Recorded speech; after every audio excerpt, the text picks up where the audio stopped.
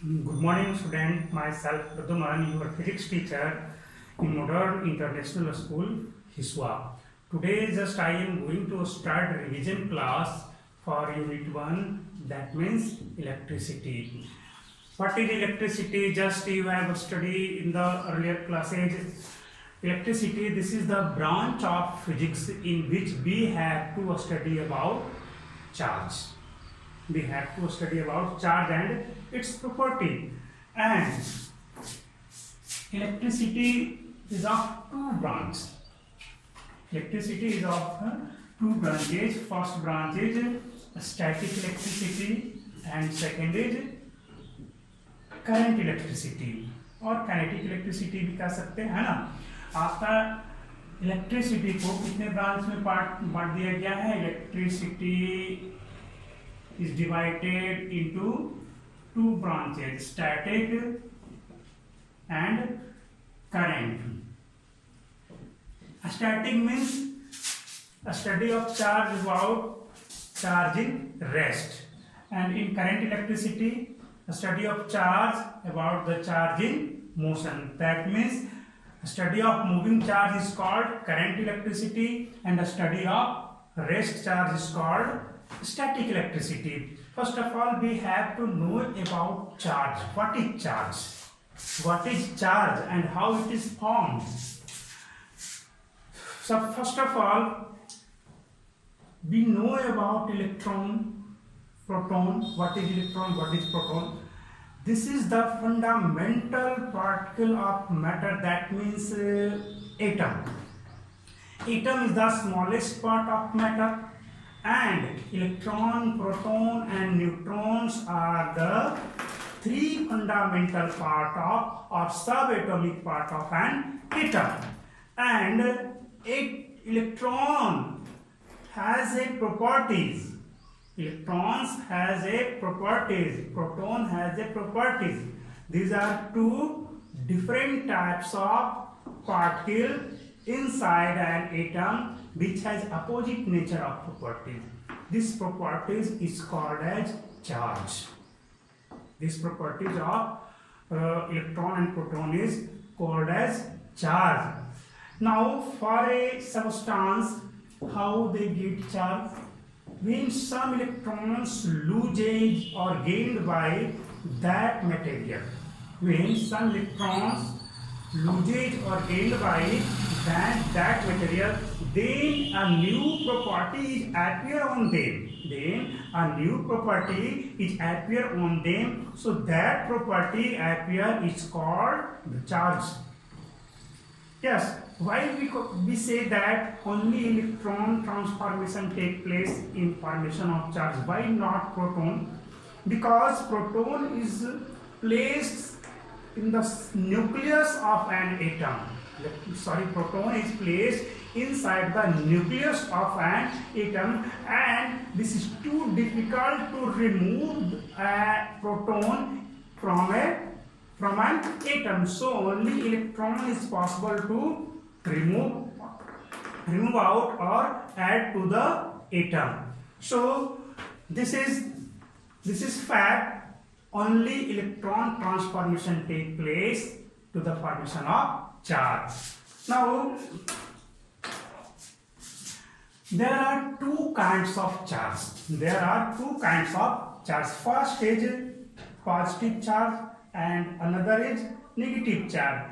All of us know that a proton has a positive charge. We have here positive nature of charge, and an electron has a negative nature of charge. So any atom is neutral because they have equal number of electron and proton. Suppose an atom has 7 electrons. 1, 2, 3, 4, 5, 6 and 7. 7 electron, that means 7 negative charge is present inside the atom, and also 7 positive charge is present inside the atom. The nature of charge the amount of charge present on, the properties of charge present on either electron or proton is same, but their nature is opposite. So one is negative and another one is positive. If both are placed together, then they cancel out their effect. So this proton and this electron cancel out their effect inside the atom. So overall number of electron and number of proton are same. That is why total charge present on the atom is 0. So if we remove an electron from inside a atom, suppose we remove this electron, then all 6 electrons cancel out the effect of all 6 protons, but no any electron present inside this which remove the effect of this proton. So overall the effect of this proton is appear on the atom. Overall the effect of this proton is appear on the atom, and atom acquire a positive behavior of charge due to the effect of this proton. Now if we added some electron in its outermost orbit outside the world, suppose we added an electron from outside the world, then an additional negative charge is present. So the effect of all 7 proton cancel out the effect of all 7 electrons, but no any proton is present here to cancel out the effect of this electron. So the overall effect of this electron is present on the atom, and atom gets a negative behavior of charge. So you can say that electron transformation take place in the presence of charge, in the formation of charge. इस तरह से charge का formation होता है जब भी electron आपका या तो ऐड हो या तो रिमूव होता हो, है ना। जब ऐड होगा तो negative behaviour of charges appear on that atom. If we remove an electron, then a positive behavior of charge is present on that atom. So it's okay. Now properties of charges. There are 3 properties. It may be 4, but only 3 properties major.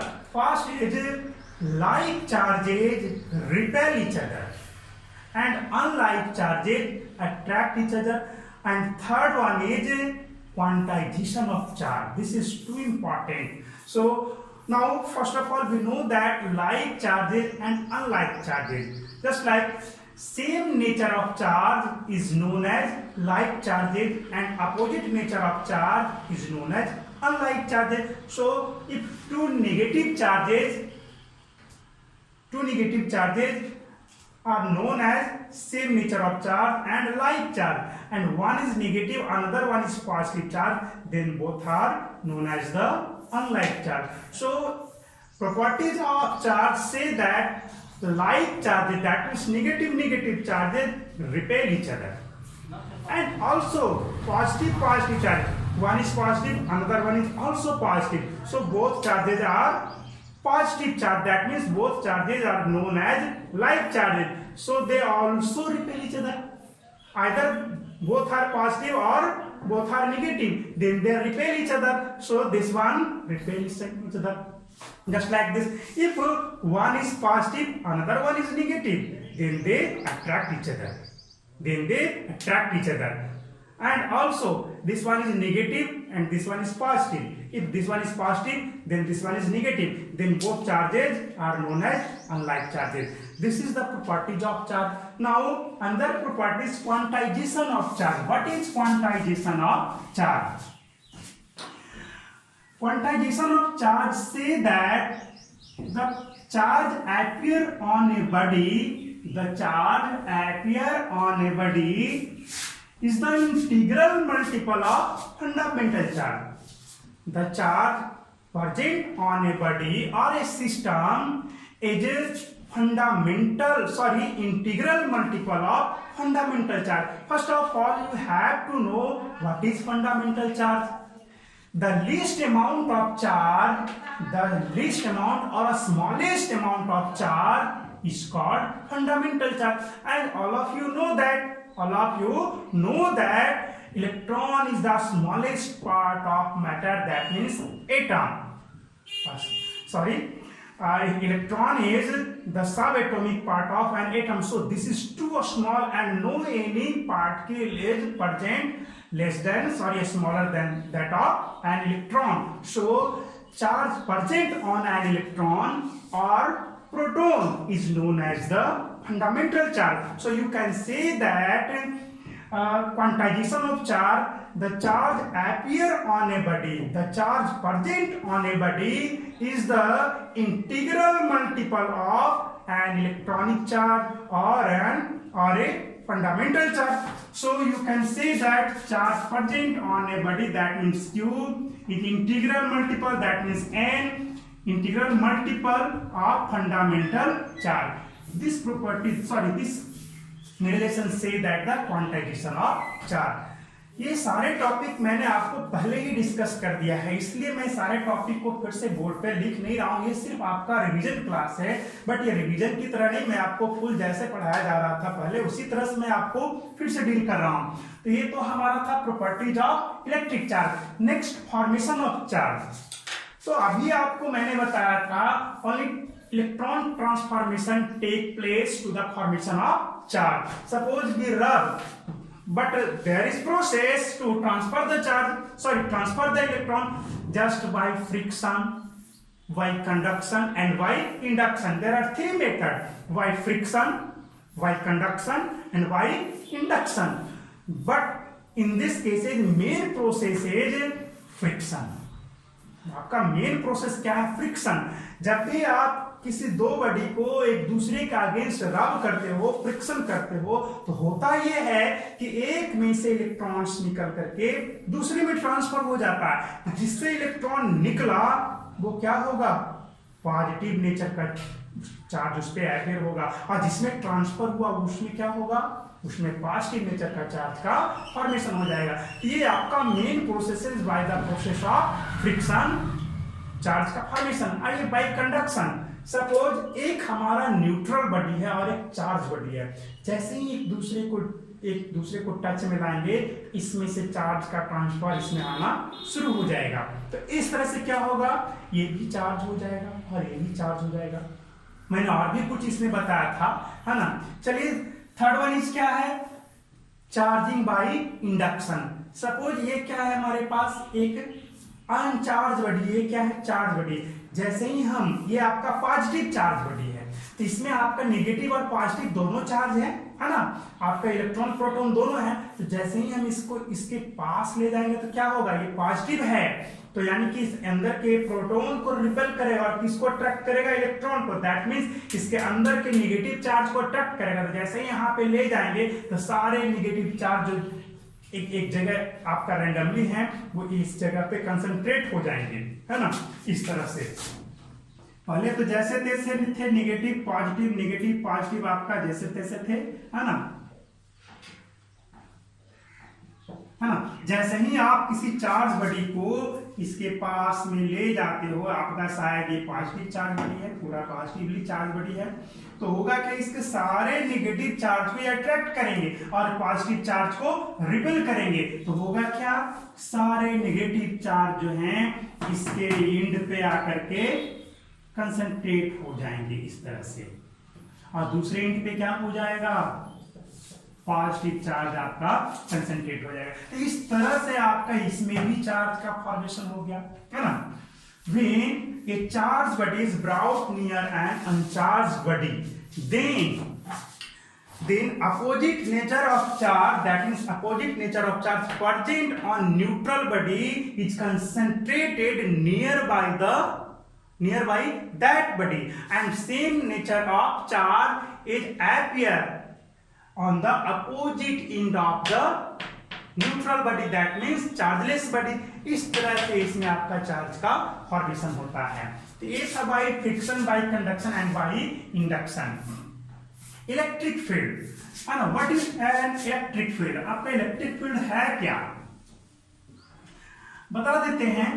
मैंने अभी आपको बताया कि like charges attract each other and unlike charges repel each other. इसका मतलब क्या हुआ? Attraction repulsion. तो यहाँ पे एक फोर्स लग रहा होगा, जैसे मैग्नेट के केस में देखते हो, दो मैग्नेट एक दूसरे को खींचते तो फोर्स तो लग रहा होगा ना। ठीक उसी तरह से इसमें भी होता है इलेक्ट्रिक चार्ज के केस में कि सपोज कोई आपका एक ऐसा रीजन है इलेक्ट्रिक, जैसे आपका पॉजिटिव चार्ज नेगेटिव चार्ज ये अट्रैक्ट करते थे, यानी कि फोर्स लग रहा होगा, इनके बीच में एक फोर्स लग रहा होगा तभी नहीं अट्रैक्ट हुए। अब एक दूसरे का पॉजिटिव है तो एक दूसरे को दूर भगाने होंगे, तो रिपल्सन यानी कि यहाँ पर भी आपका कोई फोर्स लग रहा होगा। तो इसी को ध्यान में रखते हुए हम इलेक्ट्रिक फील्ड को समझेंगे, है ना।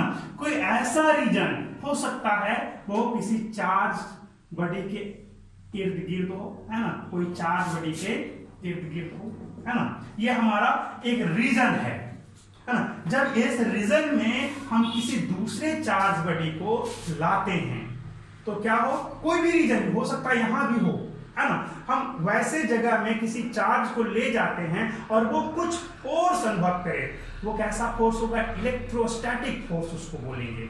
तो वैसे रीजन को क्या बोला जाता है? Field of region of electric field. That region, the region in which a charge body is brought inside that region, they appear an electrostatic force, so that region is called as the electric region of electric field, है ना। ये आपका है, simple है, कुछ नहीं है कि जब भी किसी रीजन में किसी चार्ज बॉडी को ले जाते हो तो उस पर इलेक्ट्रोस्टैटिक फोर्स का अपीयरेंस होता है, तब उस रीजन को रीजन ऑफ इलेक्ट्रिक फील्ड कहेंगे। वहां पे इलेक्ट्रिक फील्ड है, वो कैसे आया हो वो तो पता नहीं, हो सकता है कि कहीं दूर में आपका कोई चार्ज बॉडी रखा हो, या हो सकता है ये बोर्ड ही हमारा चार्ज हो तो इस जगह पर भी हमारा फोर्स का अनुभव हो सकता है। Now electric potential energy and electric potential. What is electric potential energy? आपको एक चीज बता दें, जब भी किसी सिस्टम के अगेंस्ट में आप वर्क करते हो तो वही work as a potential energy उस सिस्टम में, उस बॉडी में स्टोर हो जाता है ना। जैसे हम करें क्या, इसे यहां से लिफ्ट करके इस हाइट पर ले जाएं या ग्राउंड से लिफ्ट करके हाइट पे ले जाएं, तो क्या हुआ? हमने ग्रेविटी के अगेंस्ट में वर्क किया, we work against the gravity. So इसमें आपका अगेंस्ट में वर्क हुआ है, तो इस पेन में आपका वही work as a potential energy store हो जाता है। तभी ना हम इसको छोड़ते हैं, तो बिना कुछ किए नीचे की ओर आना शुरू हो जाता है। कैसे आखिर ये होता है? क्योंकि इसमें एनर्जी स्टोर है, इस वजह से नीचे जाना शुरू हो गया। जैसे आपको एक इलास्टिक दे दिया जाए, रबर, उसे आप इस तरह से खींचो, क्या उसका टेंडेंसी क्या था? इस तरह से लंबा होने का था, स्ट्रेच होने का? नहीं, उसका टेंडेंसी था अपने नेचुरल लेंथ में रहने का, बट आपने क्या किया, उसे इस तरह से ड्रॉ करके लंबा कर दिया। तो क्या होता है, हाँ, वहां पर भी आपको वर्क करना पड़ा। क्या आपने फोर्स लगाया था? बिल्कुल आपने फोर्स अप्लाई किया, फोर्स भी अप्लाई किया, इलोंगेशन भी हुआ स्ट्रिंग्स में, सॉरी इलास्टिक में। तो अगेंस्ट में वर्क हुआ तो वहां पर भी आपका वही work as a potential energy उस रबर बैंड में, उस इलास्टिक में स्टोर हो जाता है। उसी की वजह से जैसे ही आप उसको छोड़ोगे फिर से वो अपने नेचुरल लेंथ में आ जाता है ना। तो अगेंस्ट में जब भी वर्क करोगे तो आपका क्या हो जाएगा? एज ए पोटेंशियल एनर्जी वही वर्क उस सिस्टम में, उस मटेरियल में स्टोर हो जाता है। स्प्रिंग के केस में भी वही होता है। दो आपका नॉर्थ पोल ले लो मैग्नेट का, इस तरह से एक दूसरे के पास लाओ, क्या होगा? दोनों नॉर्थ पोल रिपेल करेंगे। हम यहां से लाएंगे तो पहले तो एक दूसरे को आने देना नहीं चाहेगा, लेकिन जबरदस्ती ला रहे हो तो ऐसे केस में क्या होगा? इन दोनों में जैसे इसको छोड़ोगे दूर चला जाएगा। तो आखिर ये दूर क्यों गया? क्यों? क्या हमने धक्का दिया था? आपने धक्का दिया था? नहीं दिया था। हुआ क्या कि जैसे ही आपने अगेंस्ट में ला रहे हो तो ये इसको दूर भगाना चाह रहा है, लेकिन आप जबरदस्ती ला रहे हो, अगेंस्ट में वर्क कर रहे हो। तो वही वर्क इस सिस्टम में, इस बॉडी में कहो या इस बॉडी में कहो, as a potential energy store हो जाता है ना। तो उसी तरह से इलेक्ट्रिकल पोटेंशियल एनर्जी को भी आप सोच लो कि एक आपका पॉजिटिव चार्ज है, दूसरा भी पॉजिटिव चार्ज है, हम दूर से लाएंगे, एक दूसरे को रिपेल करेगा तो क्या होगा, दूर भगाना चाहेगा। तो यहाँ पर भी वर्क क्या हुआ, अगेंस्ट में वर्क हो गया है ना। तो जब भी अगेंस्ट में वर्क होगा तो वही work as a potential energy. तो तो जो एनर्जी इस बॉडी में, इस चार्ज बॉडी में स्टोर हुआ, that energy is called as electrical potential energy. आपका अगला पॉइंट क्या है, इलेक्ट्रिक पोटेंशियल। डेफिनेशन क्या है, when a unit positive charge is taken from infinite to a specific point in a electric field, then the burden due to this unit positive charge at that point to brought from infinity to that point is known as electric potential at that point. आइए suppose that ये हमारा charge body है, plus Q है ना, ये इसका reason है। हम इनफाइनाइट से किसी +1 कूलम के चार्ज को उठा करके हम यहाँ लाए, तो क्या होगा, वर्क तो करना पड़ेगा। ये पॉजिटिव है तो रिपेल कर रहा है, उसको दूर भगाना चाह रहा है, लेकिन फिर भी क्या कर रहे हैं हम लोग, उसको ला रहे हैं। तब क्या होगा, वर्क तो होगा, अगेंस्ट में ही वर्क होगा ना वर्क। तो आपका अगर +q कूलम को लाते हो तो आपका वर्क डन कहलाएगा, है ना। वो electric energy, electrical potential energy उसमें स्टोर होगा। अगर यूनिट पॉजिटिव चार्ज को लाते हो तो जो एनर्जी स्टोर हुआ वही इलेक्ट्रिकल पोटेंशियल हो गया, है ना। तो suppose work done due to q charge is W, then work done due to unit positive charge is W by Q। हो गया W by Q। और आप जानते हो कि यूनिट पॉजिटिव चार्ज के थ्रू जो वर्क डन हुआ वो क्या है, इलेक्ट्रिक पोटेंशियल है। अभी मैंने बताया था इलेक्ट्रिक पोटेंशियल का definition, when a unit positive charge is brought inside an electric field from infinite to a specific point, then work done due to this unit positive charge at that point is called as the electric potential at that point। इस तरह से हम लोग electric potential को समझेंगे। Clear हो गया है ना। आइए, ये तो हो गया इलेक्ट्रिक पोटेंशियल। सपोज यहां से आपने यहां तक लाया तो आपका वर्क डन WA हुआ, यूनिट पॉजिटिव चार्ज, या इसको VA, इलेक्ट्रिक पोटेंशियल को V से डिनोट करते हैं।